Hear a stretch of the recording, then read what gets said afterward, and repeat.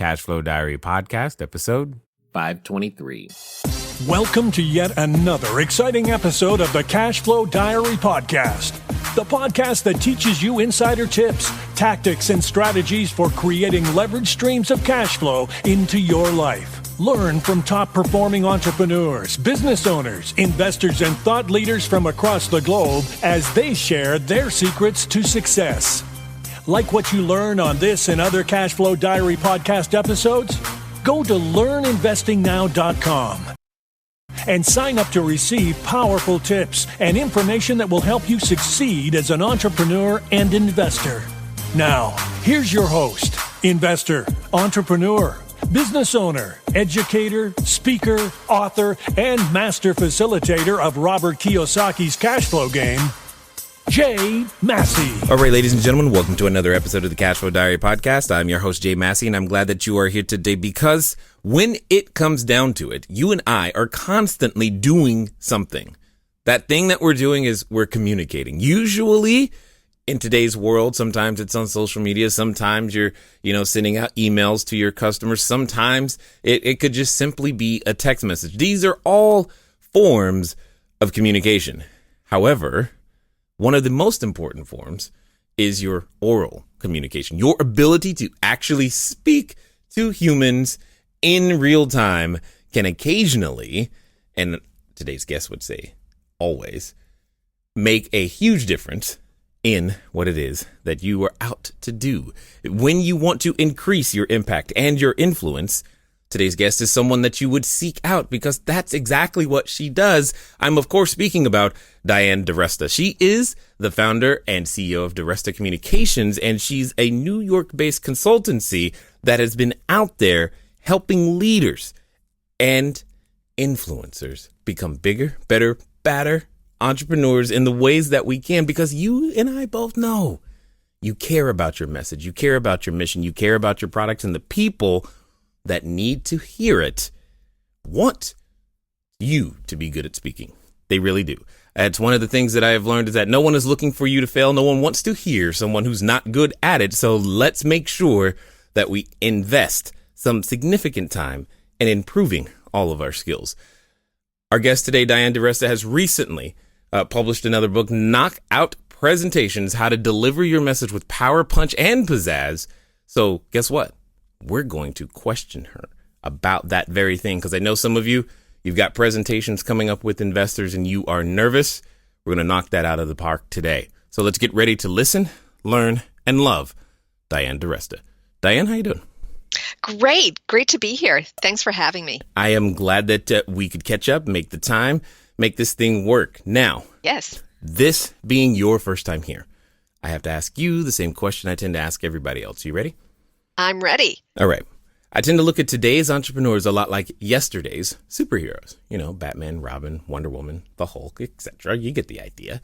Because I think that entrepreneurs and superheroes have a ton of things in common. For example, as a entrepreneur, and occasionally I can envision myself, flying around town, using our products and services and saving our customers one sale at a time. And yes, I'm probably wearing a cape at that moment.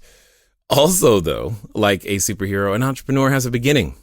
So if you take Spider-Man, for example, there was a time where he was just a kid going to school, doing his thing, and then one day discovers, hey, I have a superhuman ability because he got bit by a spider. And now he gets to choose whether to use it for good or evil. So my question to you is as follows. Before your book, before, appearing in places like Fast Company, New York Times, USA Today, before starting your consultancy over there in New York, before doing all the things that people know you for today, my question to you is, who is Diane DiResta? Well, I would say, regardless of the work that I do, I am a connector. I am a truth seeker and a lifelong learner. And with that said, I'm actually from a military family. So I went to about 8 different elementary schools. I lived in Germany twice, and I got my love of foreign cultures and developed an adaptability because of that early experience, because every 3 years you were moving and you'd have to leave friends and make new friends. So I have a natural curiosity about people, but my first career was as a speech pathologist. So I went to Columbia Graduate School, got my master's in speech pathology, and for about 8.5 years, I worked in the Brooklyn, New York schools. I have the scars to prove it. No, I'm just kidding. It was actually a good experience. But what happened was, at a certain point, I realized there was no career path, and I was ambitious, didn't want to be an administrator. So I got a job doing stand-up training in public speaking. It was a consulting company that worked with corporations, and that was my foray into business. Stayed there about 1.5 years, left as their senior associate, and went to Solomon Brothers, where I was doing management training. And then my last full-time job, I was assistant vice president at Drexel Burnham, the investment company, where I was recruiting MBAs from top colleges for the institutional sales and trading training program. Now, what happened there, that was a turning point, because I realized I liked the pace, I liked the work I was doing, I liked the money, but I did not like the culture of Wall Street. And what I've realized in working with people is that the reason people don't fit is usually not a skills mismatch, but it's about a culture fit. So I left and started freelancing in search of a training manager position. So as I was going on this journey looking for my full-time training manager position, I was freelancing. So I would do someone's sales training, and then I'd go to an outplacement company. I'd learned how to do that. And as I was doing this, I would say to myself, I like this. This suits my personality. And my husband would say, well, why don't you go off on your own? And I'd say, well, no, I don't have enough experience. And he'd say, you have enough experience. And then I'd say, well, I don't think I know enough. And he'd say, you know enough. Well, anyway, I didn't believe it. I kept searching. 2 years later, I got an offer for a training manager position. Now my husband hears me on the phone talking to the manager, and he said to me, you don't want that job. I said, what do you mean? He said, you don't sound excited. He's going to offer you more money. And he did. And I turned it down because my heart wasn't in it. So that's how I started my business. It was as if I got a kick and I was in it doing it, didn't know what I was doing, didn't have a plan, but I was doing it. So what happened from there is then after a period of time doing freelancing, which means I was a trainer for hire, I started to say, I really want more than that. I want to have an expertise. So today, DiResta Communications specializes in 3 areas. The first one is public speaking presentation. The second is interpersonal communication. So that can be anything between behavioral communication, listening skills, meetings, etc.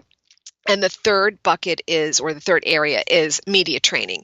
And I've media trained some of the players and managers in the NBA, the WNBA, the USGA, etc. And all of that comes under the bigger umbrella of executive presence. So as a certified speaking professional and as an executive speech coach, I work with organizations and entrepreneurs to help them get to the next level. And so what often happens is I'll get a call, say from a company, and they'll say, either our leader, our CEO or CFO doesn't have the gravitas, or they'll say our team doesn't have polish. They need executive presence. And a lot of times people throw that word around, but they don't know how to describe it. So then it becomes my job to find out what's happening. And here's what I've learned. People who have executive presence are fully aligned in their visual, their vocal, and their verbal communication. Because if one of those goes out of sync, then you've given off a double message, and the trust and the credibility goes by the wayside. So it's helping people to learn how to bring all of that together so that they're communicating a message that is compelling, that has impact, but is delivered with that kind of confidence, trust, and credibility. So that is what I do today. I take good speakers and make them great speakers, and I take nervous speakers and make them confident speakers. Do me a favor and never go back and listen to episode 1 of this show. That's all I'm going to say right there. But I do have some questions for you based upon what you just said, because I'm curious. You said the first job, speech pathology. Pathologist, yes. How did you even, you wake up one day and go, I want to help people speak better? I don't understand. Where did that idea come from? Well, it's interesting because now when I look back, I can see even as a child, I was always correcting people's speech. So no, seriously, and I'm sure I made great friends and influenced a lot of people with that. But Nice. because I grew up on military bases where Hmm. my neighbors were mostly Southern and Midwestern, I did not have a Brooklyn accent. So when we came back to Brooklyn, I was always complimented on my speech. It was clear and I didn't have an accent like that. And so I would correct people when they didn't sound good. That's And so that was one of the things, now that I look back, it was probably in my DNA. But what happened was I was going to be an English high school teacher because English was my favorite subject. I always got A's. And at that time, there weren't any teaching jobs. And so I had to find something else because I knew when I graduated from college, I had to be self-supporting. So I took my first public speaking course, and that's a story in itself.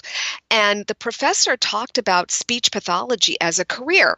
And I listened and I started to investigate, and it seemed like a really good fit because it was like teaching in a way, and it made use of all the skills. It was counseling, it was coaching, it was all of that. And it was a natural fit, and that's how it happened.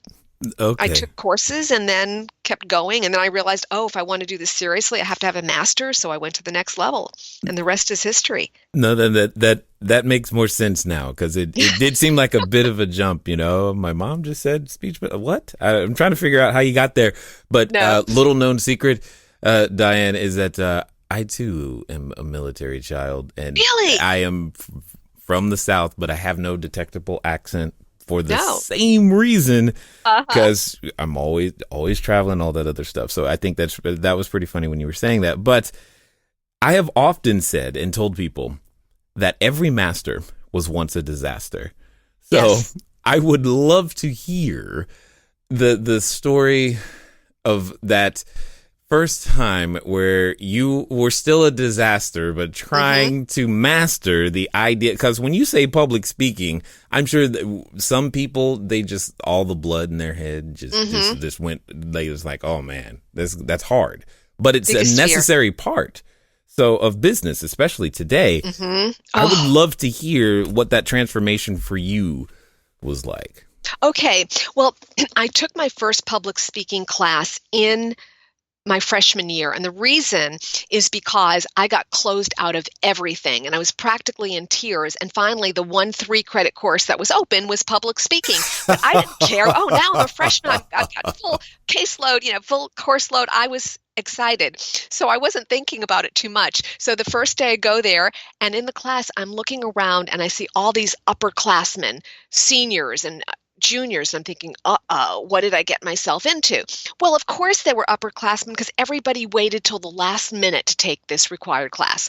So now fast forward, it's the first introduction speech, which is the worst. You have to talk about yourself. So I was the last one to go. And I remember I go up to the front of the room and the big mahogany desk is there. That is the professor's desk. So I sat on the edge of it to brace myself. And as I was talking, the more I talked, the faster I got and the more nervous I got. But I thought maybe someone will not notice. And then finally, as I was about to wrap up, I hear this stage whisper in the back of the room. Look, her shoulders are shaking. Well, I wanted to dive under that desk and never return. But I did. And here's what's interesting. Yeah. I got a B in the class. Yeah. So I was not a standout. I wasn't thinking that I was going to be a speaker. And if you had told me then that I would be working with CEOs of corporations and NBA players and celebrities, I would have laughed. That was just not believable. So here's the learning that I've taken from this and that I like to share with everybody. Gifted speakers are born, but effective speakers are made. This is a skill. Now, when you're at a Martin Luther King level, that's, at the top, at the pinnacle, but anybody can be effective in conveying a message. And that's what I try to show people. This isn't rocket science, but there is a skill to it. And speaking is both an art and a science. So the science part is there are definite skills which I teach people, which is this is what confidence looks like. This is what confidence sounds like. And this is how you speak the language of confidence. And then once you have those fundamentals, how you bring it together with your stories and your background and all of that, that's the art, with the timing. But anybody can do it. I really believe that. Awesome. Now, there's something that you said earlier that I want to make sure that everybody's on the same page, because I know I was a little confused. You said that there was visual, vocal, and verbal. Mm-hmm. And I'm like, what's the difference between vocal and verbal? Okay. Vocal is your tone, and verbal is your language. So the tone would be this. I'm not mad. What makes you think I'm mad? All right. So what's the message there? Are you going to believe those words? Or are you going to believe the tone? And I tell people that the meta message is in the tone, not in the words. And that's where people often fall short, because they say, but you told me. No, you didn't listen. Listen to the tone. So that's the difference. Now, when it comes to language, what often happens, especially when the goal is to persuade or influence, is that people wimp out and they use what I call wimpy words or weak speak. And this is especially deadly when you are selling. So entrepreneurs, listen up. Preach it, sister. This is going to be good. Okay. Hold on, everybody. I know you're walking the dog. You're listening. Maybe you're jogging a little bit. Hit the bookmark part, because this is about to get me excited. I can hear it in her voice already. Go. Go. So when you say things like, so if perhaps we can meet because I feel this is a good idea, and it's sort of like, and I feel, when you're using words like that, what you're really communicating is, I don't believe it myself. I do not have confidence in this content. So when your intention is to persuade or convince, you want to use stronger, more powerful words. Let's go back to superpower. Would a superhero wimp out with if, sort of, kind of, like, maybe, it's only, it's just? No, they would put a stake in the ground. So it's not if, it's when you do this. And if when is presumptuous, you can say, by signing on with us, here's what you'll get. Even the word suggest has a weakness or tentativeness to it, because if you make a suggestion, the real meaning of that is, here is one of many options. But when you recommend, you're putting your conviction behind it. So people will listen in, and sometimes the buyer doesn't move forward, even though you're well prepared. Your body language was stellar. Your tone had strength and conviction. But you wimped out with those words. And so they're not even aware, but subliminally they're picking up a disconnect. And so when a confused mind says no, we all know that in sales. So what you want to be able to do is use more definitive, powerful words. And I've discovered where these words tend to creep in the sales call. They usually creep in when you're ready to ask for the business in the close. So we need to practice and tune in and listen, record yourself. Do you start to wimp out at the end because you're nervous? Hold your ground. And I'll tell you a story. I worked with a woman who had all of the ability to be a vice president, but her manager came to me and said, Diane, I should be able to promote her to VP, but I can't, because when she speaks to senior management, they look at her as if to say, who is this person? So I met the woman, and I was shocked because based on the description, I expected someone else, but she was dressed to the nines. She could have been on the cover of Forbes. So her visual communication was at the height. But what happened was when she would communicate, she would use uptalk, which is a tentative upward inflection. It sounds like you're asking a question. And then she would use tentative language, wimpy words. And so what I taught her, or what we worked on in our coaching, is how to put a stake in the ground. So when you're talking to senior management, or God forbid, a VC, the most brutal kind of audience, you need to be really strong. You've got to lead with your recommendation, put a stake in the ground, say it with conviction in your tone, your words, and your body language. So once she learned how to do that, she did get promoted. So what I often do in my work is I get people to the next level. And it's not that you're not qualified, it's that you don't know it's not the rules, but you don't know the skills of executive presence. And once people learn that, they take off. Yeah. Now, okay, I'm going to be very direct for our audience just for a moment, because there's something in particular that I have said to them for years that I think you are going to be able to help them with and explain in a different words than what I have used. So if you permit me for a moment, I'm going to explain what I've used, and then you can go, okay, this is because what you are saying is at the core of a lot of our audience's challenge, specifically in the real estate world. In our business model, one of the things that we'll do is we'll have to approach the landlord of a particular building, asking them for the opportunity to lease their property, because what we're going to do is we're going to turn around and use his or her property as a short-term rental.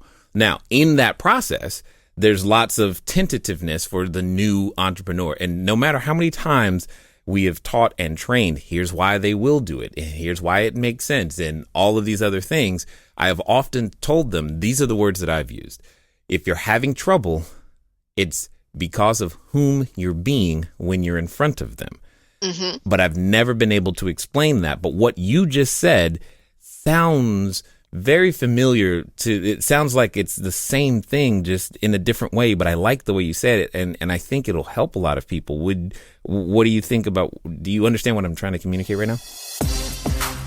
Hello there, entrepreneur. This is Jay Massey, and what I want to say to you is that the number one mistake that I have ever made in business, number one, has been waiting too long to do the books, waiting too long to get the bookkeepers, the accountants, the CPAs, the CFOs involved, and I don't want you to make that same mistake. That mistake cost me over 6 figures, and now for a significant discount, you have the ability to get your books together using FreshBooks. So what I want you to do is I want you to go over to gofreshbooks.com/cashflow diary. Again, that's gofreshbooks.com/cashflow diary. FreshBooks is the easy to use software designed to help you, the small business owner, the freelancer, get organized and save time on invoicing, getting paid faster, keeping those books in order so that it becomes a bonus for you to do your taxes as opposed to a burden.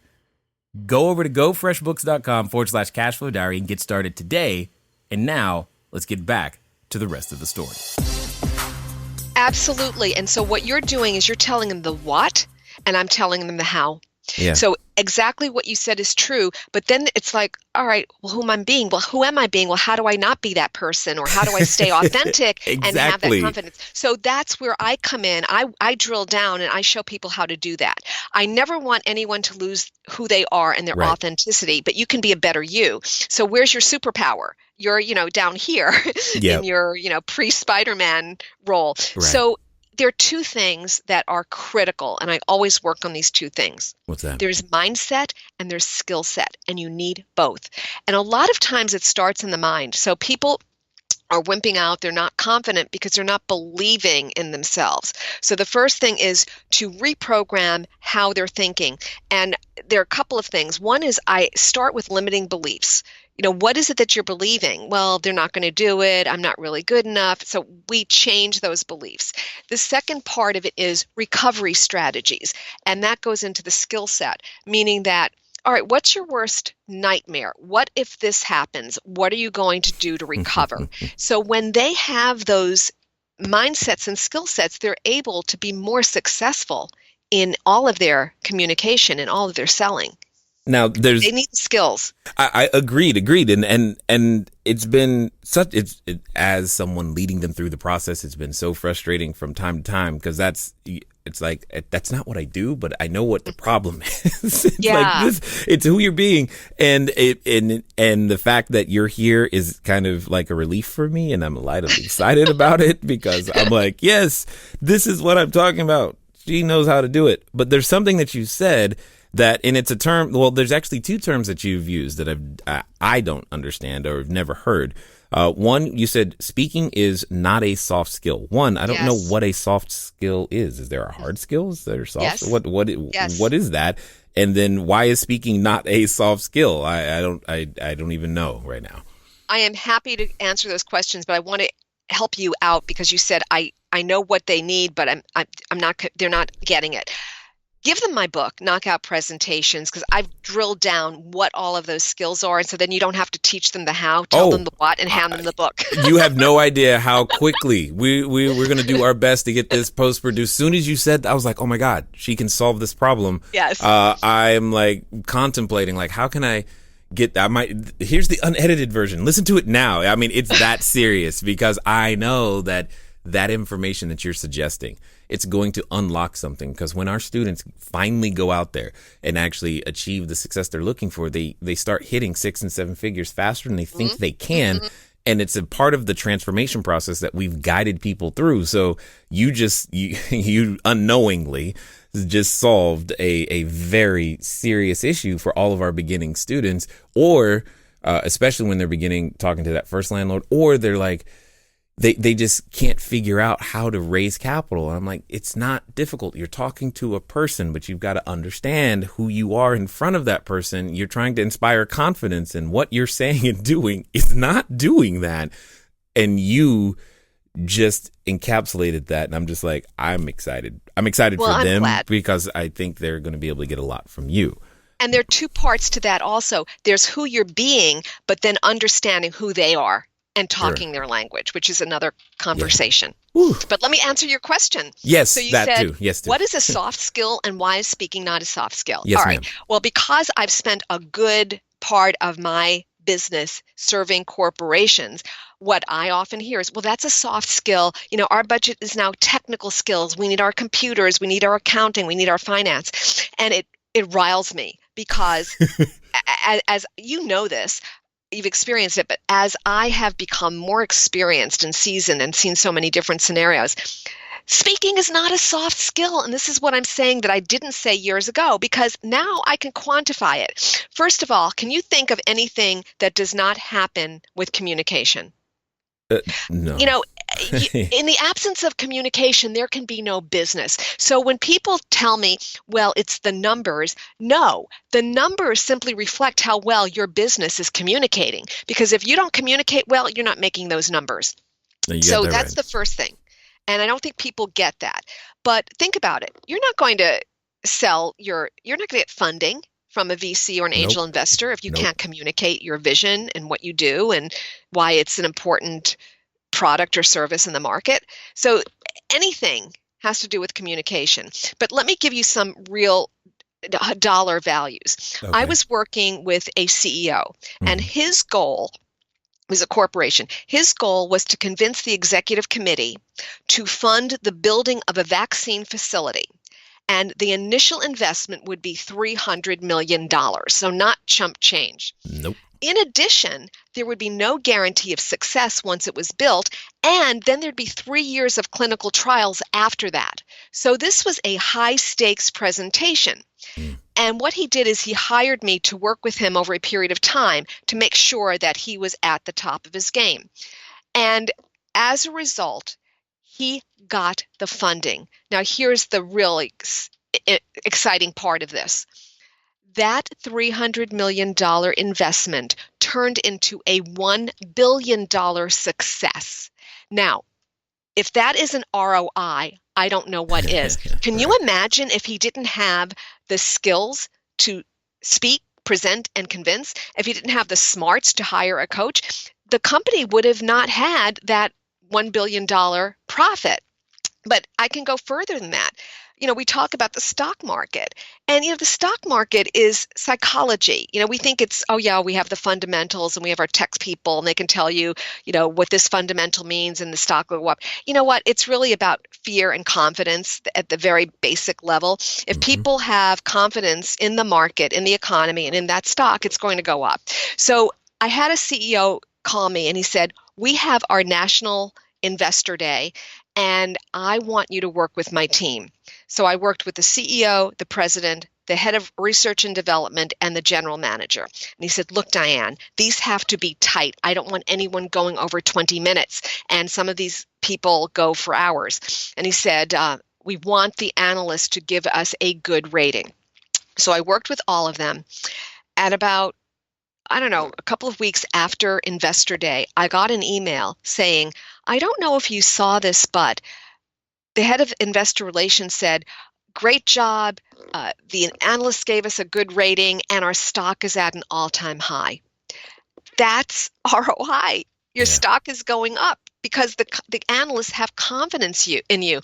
I once asked a venture capitalist, and I said, tell me the truth.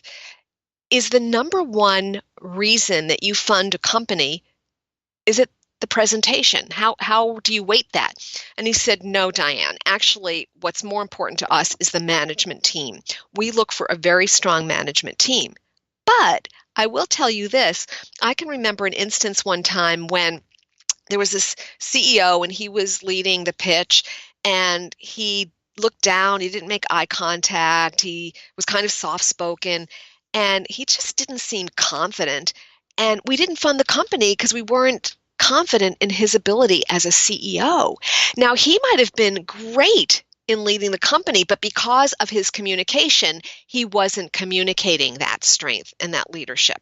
So these are not soft skills. They have dollar bottom line results. Everybody needs this skill.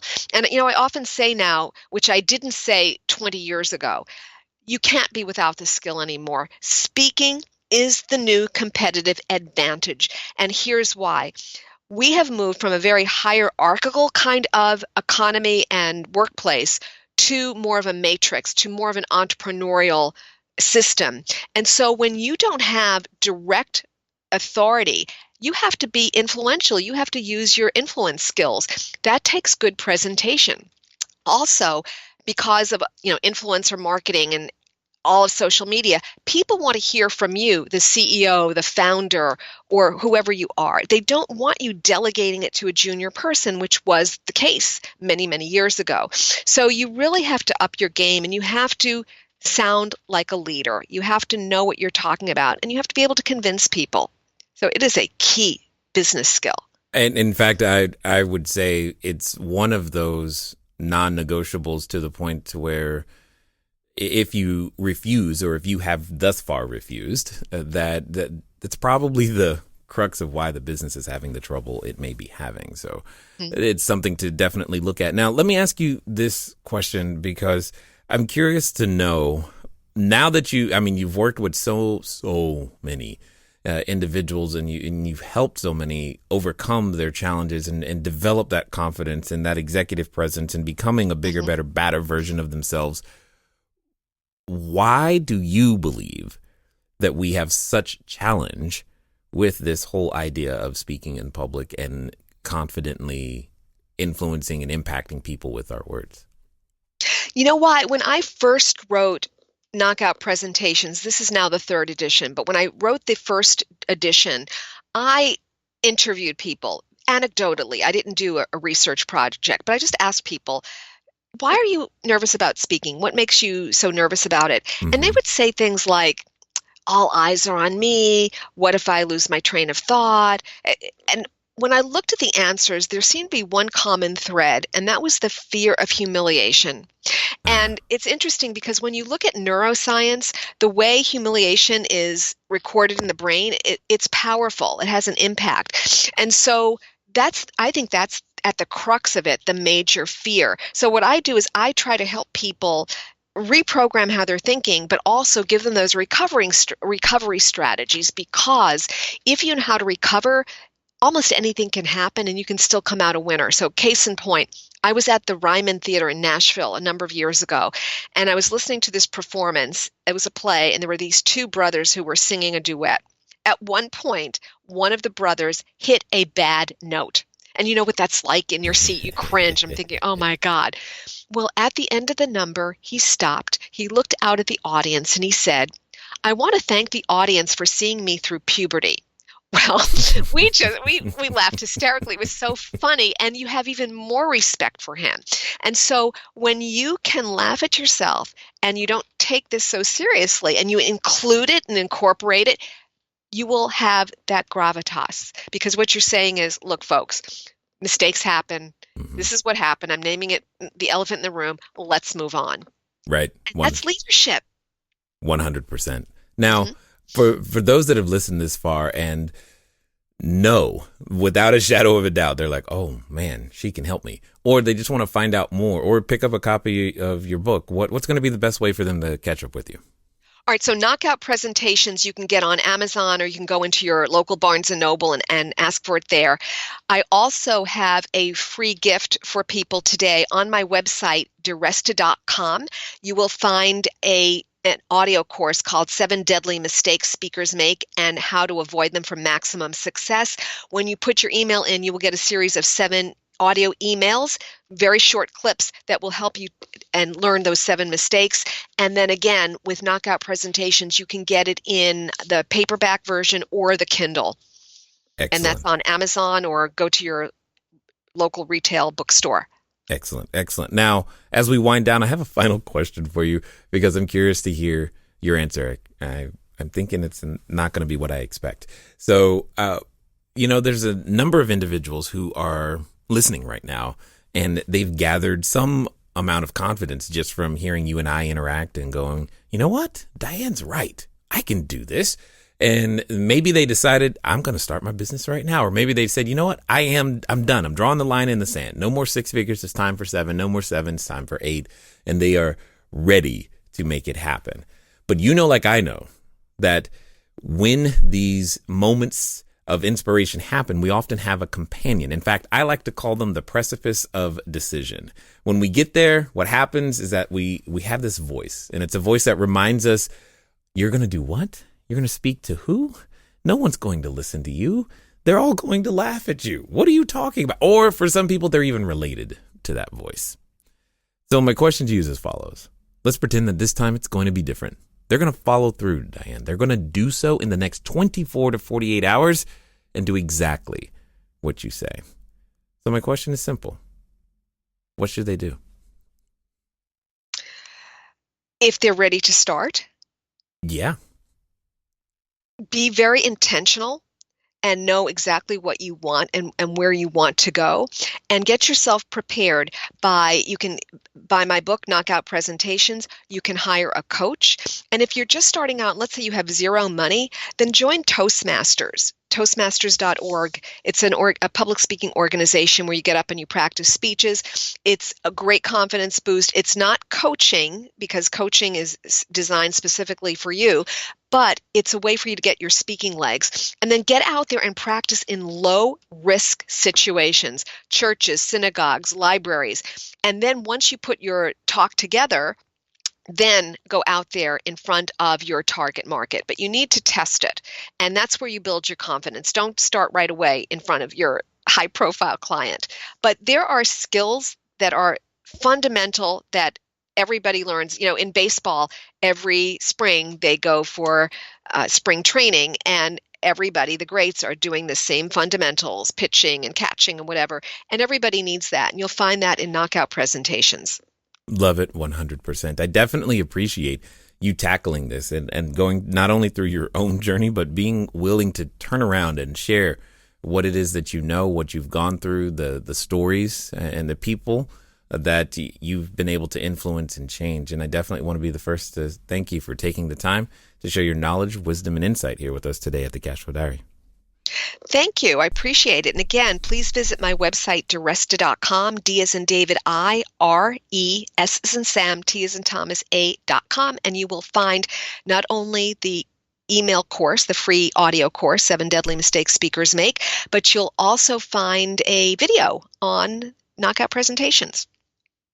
All right, ladies and gentlemen, you know what time it is. It's time for you to move at the speed of instruction. What does that mean today? Today, that means, yes, DiResta.com. Why? Because like I know, your income is dependent upon your ability to influence and impact. So go out there and make that happen. You've been wanting to write the offer. You've been thinking about that next business proposal. You've been trying to raise the capital, and you're wondering, what else could I do?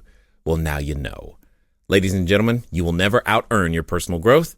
It's been fun talking to you today. I look forward to talking to you soon. Until next time.